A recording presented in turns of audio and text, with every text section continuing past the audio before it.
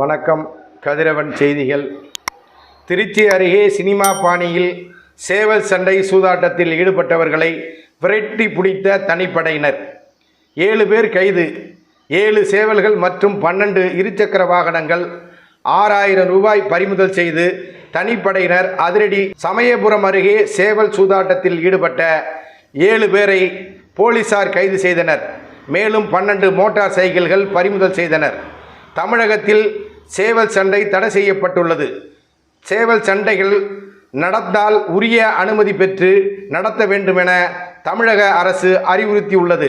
இந்த நிலையில் ரகசியமாக சேவல் சண்டையில் ஈடுபட்டு சூதாட்டத்தில் ஈடுபட்டவர் மீது கடுமையான நடவடிக்கை எடுக்கப்படும் என தமிழக காவல்துறை தொடர்ந்து எச்சரித்து வருகிறது.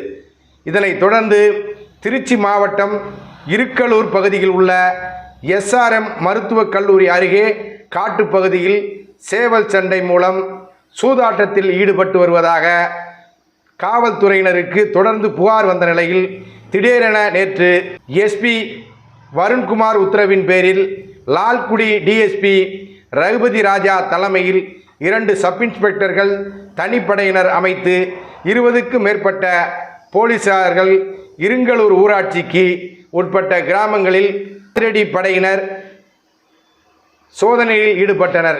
சினிமா பட பாடலில் ஆங்காங்கே ஒவ்வொரு இடமாக நுழைந்து ரகசியமாக சோதனையிட்டனர். அப்போது இருங்கலூரில் உள்ள தனியார் SRM மருத்துவமனையில் பின்புறம் உள்ள தோப்பில் ஈடுபட்டு இருந்தனர். இதையடுத்து போலீசாரை பார்த்ததும் அங்கிருந்தவர்கள் தப்பி ஓட முயன்றனர்.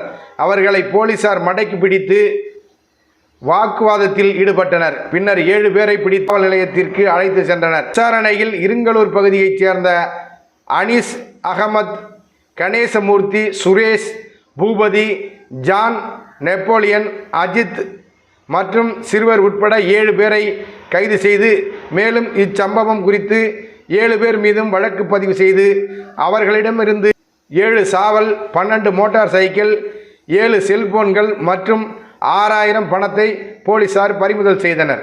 இது இந்த பகுதியில் பெரும் பரபரப்பை ஏற்படுத்தியுள்ளது.